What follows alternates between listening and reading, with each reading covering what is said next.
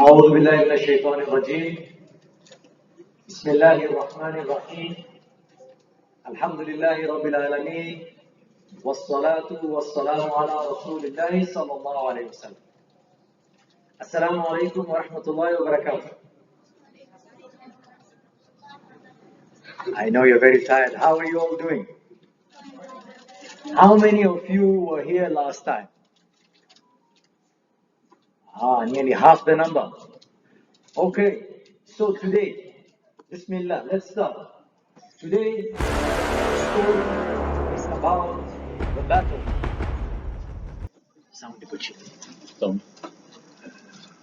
Today, our story will be about the treasure, the lost treasure. Will this treasure be lost, or will someone find the treasure? Today, inshallah, on Sira night, our story will be about a travel.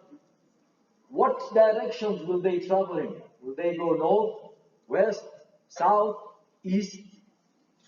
And today, our story will cover something about a person who is doomed. Someone who has a very, very sad ending. So let's start by reviewing what we covered last time. Last time in part 1, we talked about this guy. You remember him? What's his name? Superman. And what about these two? We covered we said stories are very interesting. But where do we get the best of stories that are true?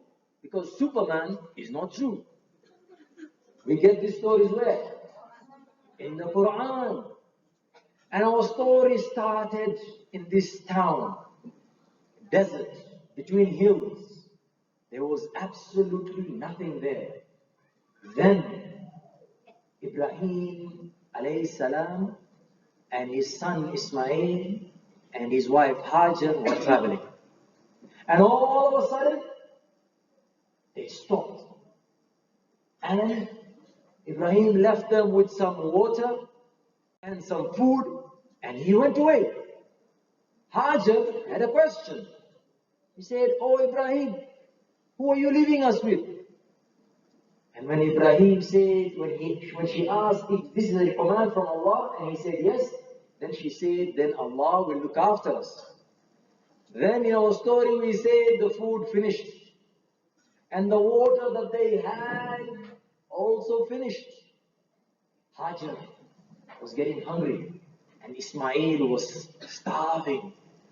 So Hajar decided to climb on a hill.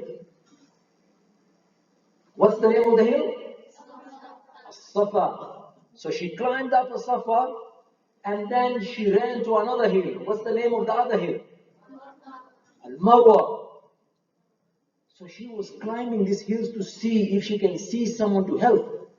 As she looks around, she doesn't see anyone. She goes back where? To As-Safa. Then back where? Then back where? Every time she's running, she can't find anyone to give them something, someone to help them. So she kept running again and again and again until it reached how many times? When it reached 7 times, she heard a sound. Angel Jibreel had come down and he started to dig the well of Zamzam. So water came out of nowhere. Out of the desert came out water. And then what happened?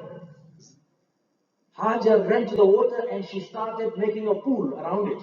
Because she said this water is going to flow in fish. So she kept saying Zam, Zam, Zam, Zam, Zam. And that's how it got its name. And then there was a group of people who lived in the desert, a tribe. Does anyone remember their name? It starts with a J. Someone said it. Jurhum. Jurhum was the tribe. Jurhum was sitting in the desert and one man from Jurhum came and he saw something interesting in the sky. What did he see in the sky? Birds circling in the sky. And he said, "Hey, what's wrong with these birds circling in the sky?" There's no water there, there's nothing there. Let's go check it out. So two of them went to check out this. And they were surprised to see water. And then they asked Hajar, can we stay here with you? And she said, yes, but the water is ours. So the town of Makkah, Jurhum, started moving and the town of Makkah started forming. And then Ismail grew up. He had his own house. And one day Ismail went out hunting. When he went out hunting, Ibrahim came to his house. What was that? Ibrahim was knocking on the door. Ibrahim knocked on the door and the wife of Ismail came out and she asked, Ibrahim asked her, how is your living? And she complained, there is no food, there is nothing. So Ibrahim said, when your husband comes home, give him my salams and tell him to change his doorstep. And then Ibrahim left. Ismail came home and he felt like there was something. He asked, what happened? Oh, there was this old man and he asked, and he told me to ask you to change your doorstep. He says, that was my father. And he's asking me to divorce you. So go back to your family. But Jurhum loved him so much, they gave him a second wife. He had married again. And when he married, one day, Ismail again was out of the house. And all of a sudden, someone's knocking on the door. She came out, it was this another old man, and he asked, how's your living? And she said, Alhamdulillah, everything is good. We eat from the meat that Ismail hunts. Everything is good, Alhamdulillah. We drink from the Zamzam. So Ibrahim said, when your husband comes home, tell him to keep his doorstep. Ismail returned home, and he asked what happened. And he was told, and he says, that's my father, and he's asking me to keep you as my wife. Another time, Ibrahim came, and he said, Allah has instructed me to build the Kaaba for his worship. And Allah has instructed you to assist me. So father and son built the Kaaba. And we say that the Kaaba was initially a rectangle, and the door was on the ground level. Then there was a stone missing. And this stone came from where? From Jannah. It was white at the beginning, but turned black with time. And the place where Ibrahim alayhi salam was standing to fill up the top rocks, his footprints remain there until today. If you go to Mecca, you can see his footprints. Then Ibrahim alayhi salam was told by Allah to call the people for Hajj. And the people came and started doing the tawaf around the Kaaba, and Ibrahim taught them how to perform the Hajj. Now, we start today's story. People in Makkah were increasing. The number of people are increasing, other people are building houses. Now, Makkah was becoming now into a small town. Makkah was famous for two things. The city of Makkah, it was a desert before, but now it's famous for two things. Number one, it was a place of worship. People would come from very far with their camels, traveling long distances, coming to perform the Hajj. And another thing that it was known for, because people are coming from so many different places and meeting, it became a place of trade. So people would come and start selling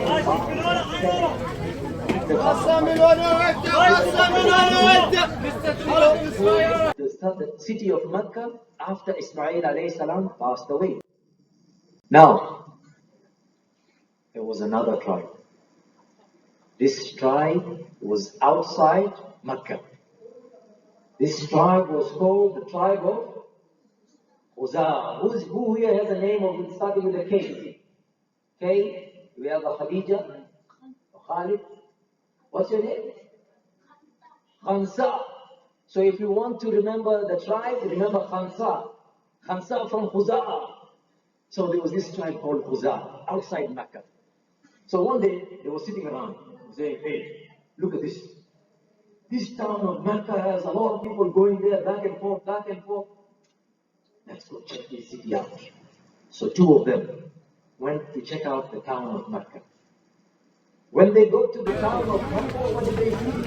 They saw the trade. They saw the trade in the background. People coming, buying and selling in the market. They're like, oh, look at all this. And then they notice something else. Money. All these people coming and buying and selling, there was so much money, so much gold coins in Mecca. They say, you know what I'm thinking? Let's attack Mecca. Let's attack Mecca. If we attack Mecca and take over Mecca, all this trade and all this wealth will be ours. So they started their preparation. In their town, two people from Mecca were traveling. And they came and noticed these people are preparing for war. So they started talking to them, where are you guys going? It's a secret. No one has to know. Oh, just tell me, please. And they said, oh, we're going to go take over this city and capture all its wealth. When these people from Mecca heard that they are coming, what did they do? They went to announce that they rushed all the way to Mecca. And they go to the Meccan leaders and told them what? Guess what? Khuzaa is planning an attack and they're coming to attack us in Mecca. We need to defend ourselves. We need to get ready. So the leaders started asking, what should we do? The young man said, let them come. We will fight them. We are strong. And then one of the old men asked, any other suggestions? One man stood up and he said, you remember this city? Before Ibrahim alayhi salam, what was this city? A desert place. What makes this city very strong? And why people can settle here in the desert? He said, it's because of the water. It's because of Zamzam. So he said, how about we cover the well of Zamzam? Once we cover the well of Zamzam, they will think there is no water in this town. So they will... ولما انتهى أمر جرهم إلى إجلائهم من مكة سدوا بئر زمزم وأخفوا موضعه وظل كذلك مئات السنين حتى أعاده عبد المطلب جد النبي صلى الله عليه. So they started covering the well of Zamzam, the deep well with full of water. They started covering it bit by bit. Now, Khuzaa were ready for their attack. One morning, they started preparing their attack. They got ready. They got ready to start attacking the city of Mecca. Then what happened? The alert, the warning sign. Everyone in Mecca was told, attention, attention, attention. They're coming, they're coming, they're coming to attack. Mecca went on panic, went on alert mode, and Jurhum were ready. So Khuzaa were very strong. They brought all their people, all their armies to come and fight. And the people of Jurhum said, we are going to defend our town. So they came out.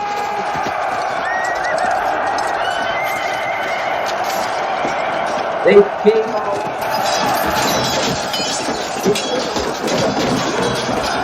And the battle was very, very long. Long and difficult battle. But what happened? Khuzaa were too strong.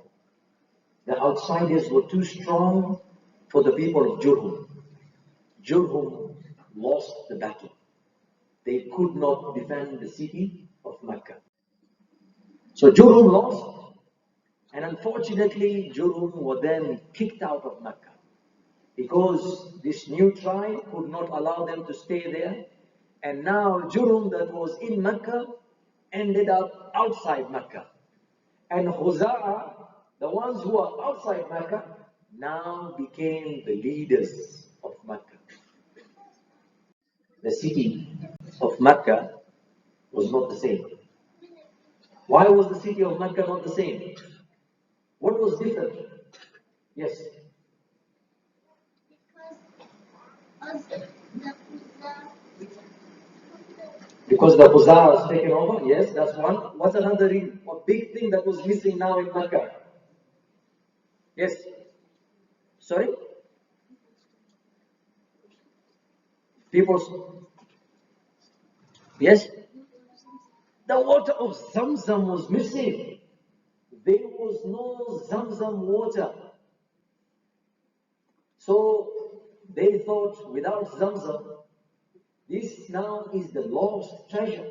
Zamzam was a very big treasure for this city, but now there is no more treasure. Makkah was not the same. Now, unfortunately, Jurhum's plan did not work. What was the plan of Jurhum?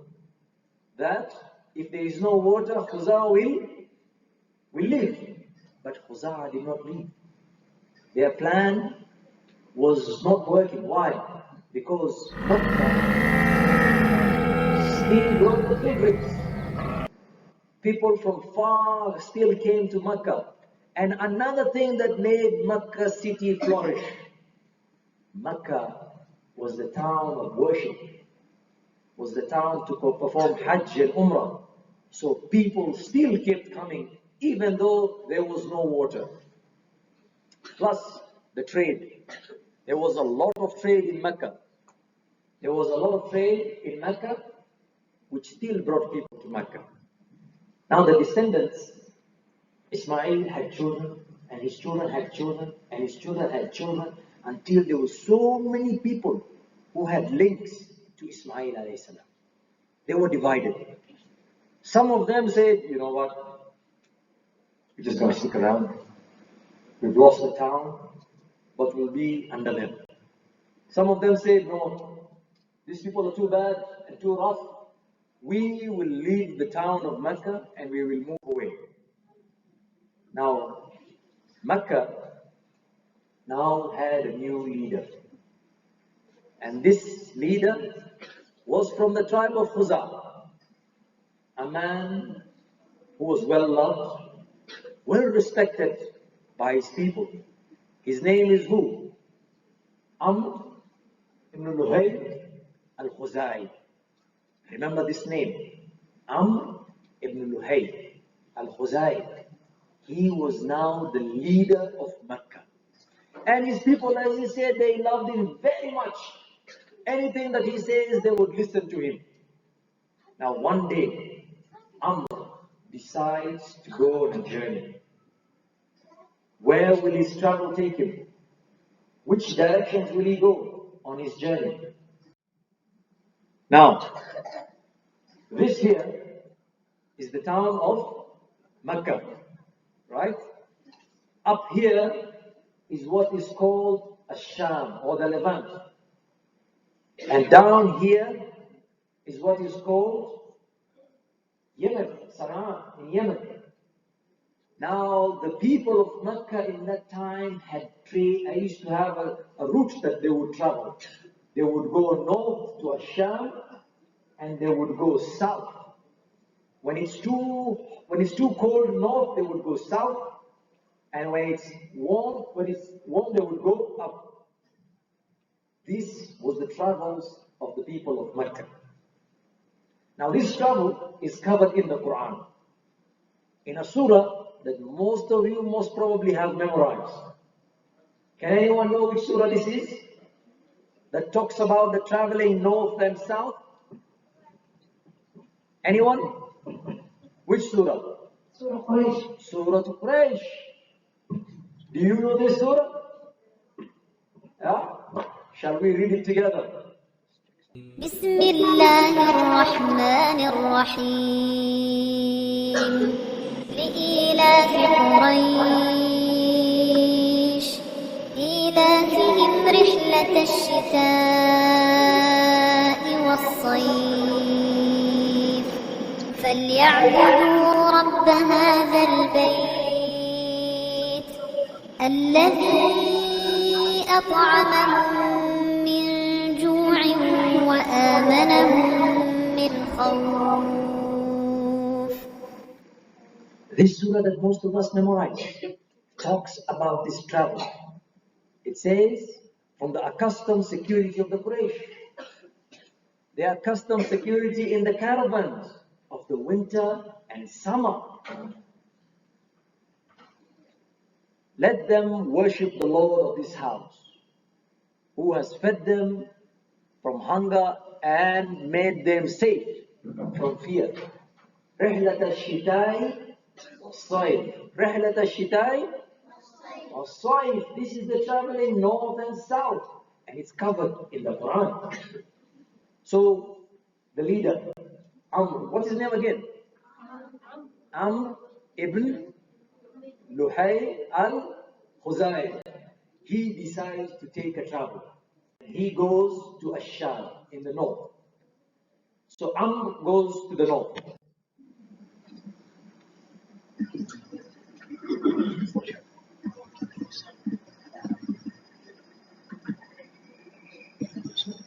So Amr goes to the north and he finds that people there are worshipping idols. He comes there and he does his trading. He buys goods and services. And then he gets some very good deals. Oh, look at this.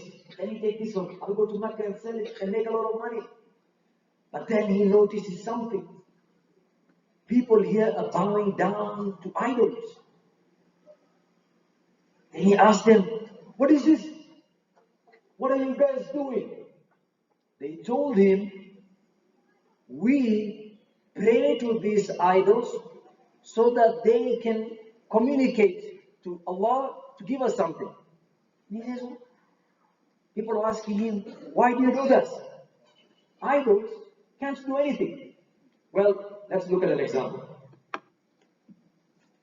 I have something here. Are you ready? I hope we'll put it in a place where you'll always see. Oh, look at this guy. Look at him. All right. Can you all see him? Let me put him up here. All right, you can all see him. So they used to say, something like this can help you. So let's try. Mr. Teddy, can you stand up? Mr. Teddy, can you stand up? It's not doing anything. All right, Mr. Teddy, I'm going to push you in your eye and try and survive that. Mr. Teddy, I'm going to try to push you in your face. Can you block me? It doesn't make sense. How can you pray to something that can't help itself? Why these people prayed to false gods of stone? The disbelievers had built them with their own hands. These idols had no power to do anything. Did you know, many years ago, people used to bow and pray to idols, even though they knew the statues could do them no good. They still continued to pray to them. Until this day, some people still worship statues that are made of metal, rock, wood, or other materials. As Muslims, we do not worship anything but Allah. So as Muslims, we don't worship these things. We don't ask them for help. If we want to ask for help, who do we ask? Allah. It doesn't make sense. Teddy could not protect himself and fell down from the table. But let's continue. Amr was so impressed by all that he had seen that before leaving, he asked if he could take one of the idols back home with him. The people agreed, and so Amr took the idol and placed it along with the other goods and merchandise in his caravan.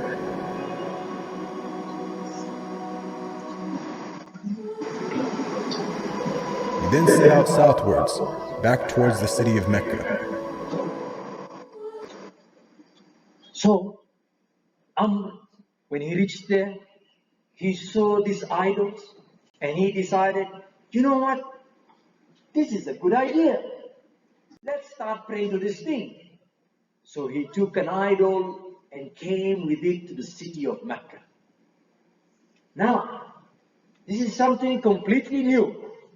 The people of Mecca were shocked. They were wondering, what's going on? What's this thing that he's saying we should be praying to? Isn't that just a rock carved out? Amr was confusing people. But the people, even though it did not make sense to them, they decided, you know what? Amr is our leader. And we should follow our leader. We love him and we respect him. So let's just follow him. Let's just follow him and start worshipping this idol. Now, Allah subhanahu wa ta'ala has given us the ability to think. If someone tells you to go and drink the water in the sewage, will you do it? No, because it doesn't make sense. If you want to drink water, you take it from the tap. But Amr is telling them, if you want to pray, pray to this thing, which it did not make sense. So they did not use their brains. They did not use their thinking. So we don't have to follow people just for the sake. Let's see what happens. When Amr arrived back home, he immediately took the idol and placed it right in front of the sacred house. He then proceeded to tell the people that this was now going to be the god that they worshiped. Sadly, this concept faced little, if no resistance. And as time passed, the people began to worship more and more different idols, until it is said by the end of the 6th century, there were over 360 different idols surrounding the sacred house in Mecca. 360 idols surrounding the Kaaba. Can you imagine? One person brought one idol and it ended up being over 360 idols. So things got worse in Mecca.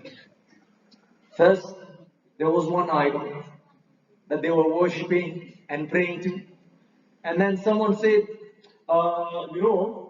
it's not been raining for a long time. How about we get another idol special for rain? Okay, we'll get another one. They got another idol. And then someone says, how about we get another one that can protect our children?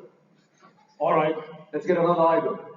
And then another one said, how about we get one maybe when we want our soccer team to win? All right, let's get another one. How about if we get one for, this? How about we get one for that? How about we get one for this? They just kept getting more and more and more and more idols. More idols. That they had so many idols just giving them different tasks, which doesn't make sense. Then they said, you know what? We're going on a journey and it's going to take us 2 months to get there. So how about we get one for our journey? Okay, we'll make you one for the journey. And then they say, we have come from very far with our camels. How about you give us one so we can go back with? All right, here we go. You get another one. And then they started noticing, we can make money. Let's make an idol shop where we build idols and sell them. Then they started making money. Then they said, okay, how about now we start exporting idols? We build idols and send them out. Mecca becomes the new Chinatown for idols. Exporting. As the years passed and paganism became more prominent throughout the world, the people who still practiced monotheism knew that the coming of a new prophet was close at hand. So things got really bad. Idols all over Arabia. Disbelief was everywhere. Abu Hurairah narrates, the Prophet ﷺ said, Amr ibn Luhay, I saw Amr ibn Luhay dragging his intestines in the hellfire. For he was the first man who started the custom of releasing animals for the sake of false gods. Amr ibn Luhay al-Khuzai is in hellfire. Why? Because he started this thing about disbelief. He is the doomed man in our story tonight because he brought idol worshipping to Mecca. Now, what happens next? Oh, I'm sorry. We're going to have to stop here. I know most of you don't want us to stop. I know it's very painful to stop, but unfortunately we have to stop here. Now, 2 lessons we get from tonight's story. Are you ready? How many lessons? 2 lessons. Lesson number 1. We worship only Allah subhanahu wa ta'ala. Remember, Allah subhanahu wa ta'ala is the one who sent Ibrahim alayhi salam and his son Ismail to a place where there was nothing. And Allah instructed them to build the Kaaba. And then Allah subhanahu wa ta'ala is the one who asked them to call people so that they can come for the Hajj. And He taught them that to say Allah is one and we worship Him alone. And when these people start saying about idol worshipping, we tell them, look, it doesn't make sense. Teddy is still on the floor and he hasn't gotten up since then. So in Islam, idol worshipping is haram. It's not acceptable. It's a great sin. Lesson number 2. Are we ready? We have to be careful on who we follow. We have to be very careful on who we follow. You know, sometimes some people want to get famous and want everyone to start following them. And he said, look, if I do the same thing like him, I'll be famous. But that is actually a very bad move. Why? Because some of these people do the wrong things. Like Amr. Amr, when he saw idol worshipping in Asham, he thought, wow, this is fashionable. You know, we will be like, people will start following us. We will be, you know, the in thing. And then what happened? He brought one to Mecca and people started worshipping. But now we are told from the hadith of the Prophet ﷺ that his action led him where?